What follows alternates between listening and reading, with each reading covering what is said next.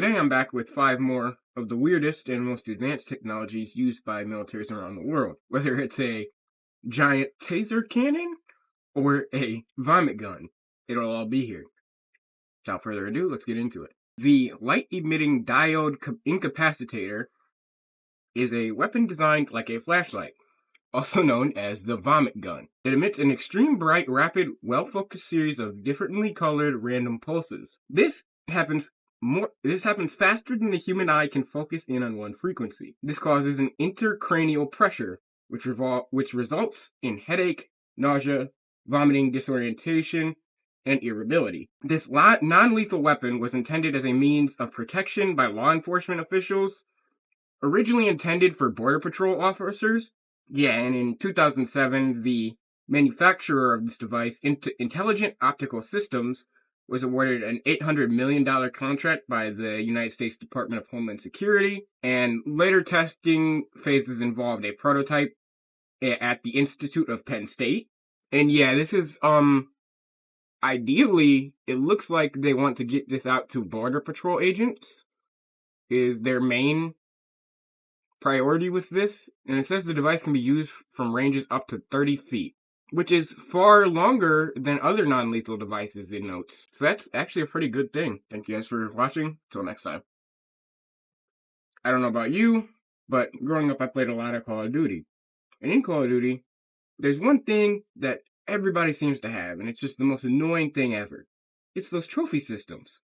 Whenever I try to throw in a flashbang or smoke grenade, it gets destroyed. What if I told you that's a real thing in the real world? The trophy protection system was a prototype system originally made by the Israeli Defense Force, and it is a protection system for primarily armored vehicles, also known as the Active Protection System. Trophy system can protect against a wide variety of anti-tank threats, while also enhancing the vehicle's ability to identify enemy locations. Essentially, what the system does is it relies heavily on high-speed computational technologies, which automatically computes the various parameters such as the approach vector, the angle of approach, and the nature of projectile being launched at the target. And then 2 defensive projectiles are launched by 2 rotating projectile launchers positioned on the sides of the vehicle. These launchers deploy a number of small EFPs, explosively formed penetrators, which then basically shoot whatever's being shot at the target before it can reach it. And it does so in a targeting area far enough away from the tank as to minimize any friendly personnel in close proximity to the blast. It's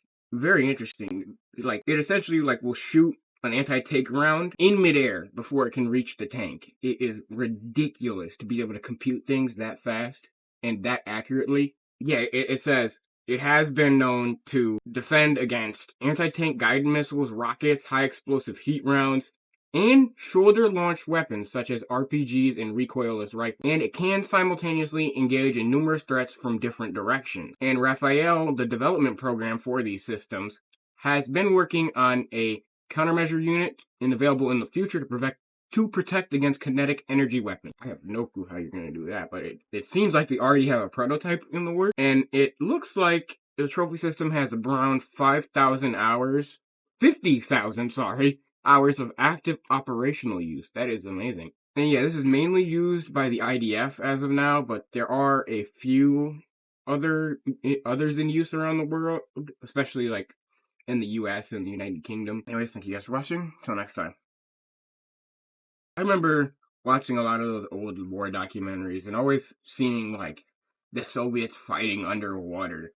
And it was just always so weird to me because I always wondered how their firearms would work, Because you're underwater, the stopping power of the rounds is going to be drastically decreased. But then I learned about something called the Heckler & Koch P11, which is an underwater firearm developed in 1976 by Heckler & Koch. It is loaded using a pepper box-like assembly, containing 5 sealed barrels, each containing an electrically fired projectile. It has 2 styles of barrels, one containing fletch-like darts for use underwater, or 5 grain bullets for use above water. Since normal rounds are inaccurate and have very short range when used underwater, this pistol fires steel darts and is electrically ignited from a battery pack in the pistol grip.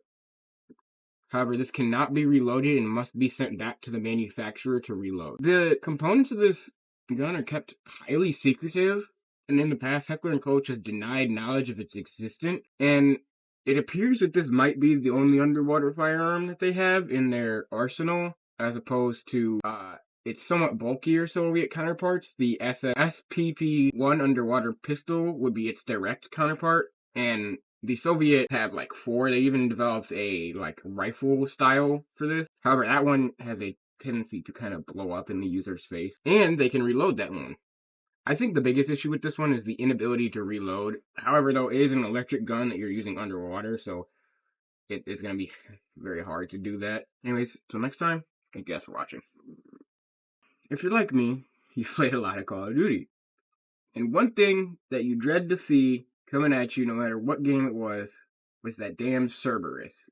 The little mini tank with the machine guns, and it's just a robot running around causing havoc. What if I told you that that was a real thing that's now being used? The Modular Advanced Armed Robotics System, or the MARS, is a robot that's being developed and is a member of the Talon family. It will be a successor to the Swords robot. It was designed for reconnaissance, surveillance, and target acquisition. It can be configured for non-lethal and less lethal effects. The battery can last from 3 to 12 hours, and a sleep mode for up to 1 week.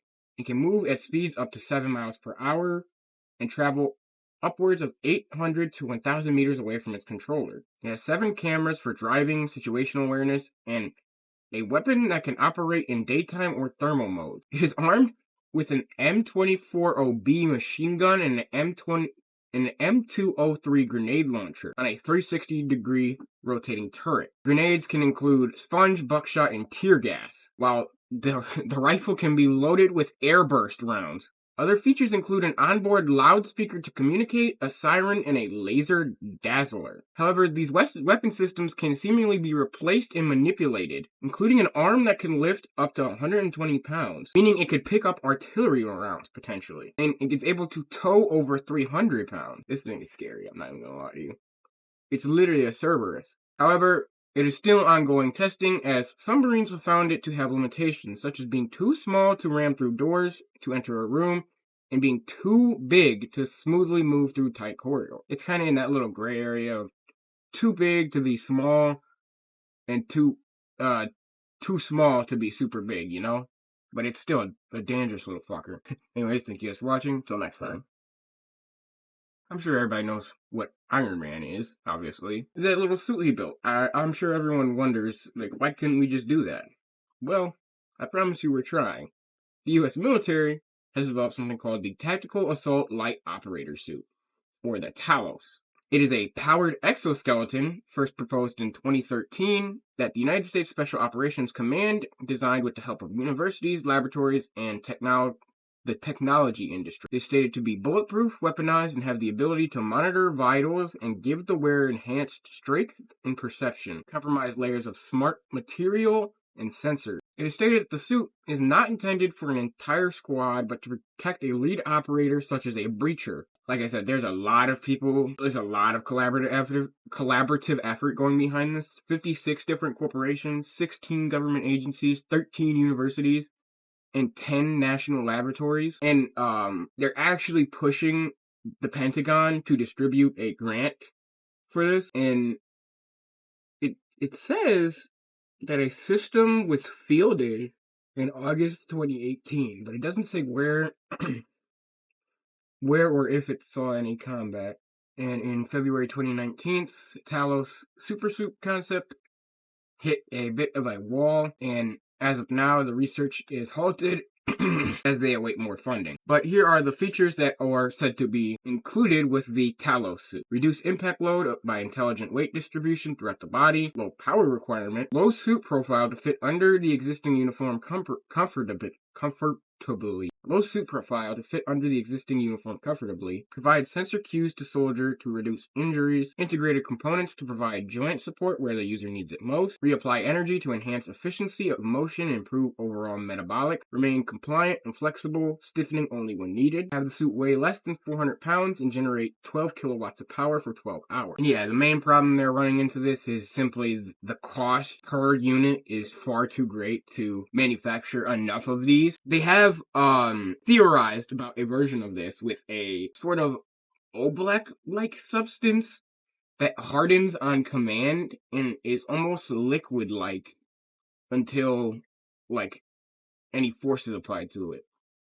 That's interesting to me. And that was called the Kinetic Operations Suit. It has undergone live fire testing in combat scenarios and has successfully performed the same tasks and is currently outfitted on operators of similar amounts of time. For similar amounts of time. Yeah, just something I found interesting. Thank you guys for watching. Till next time.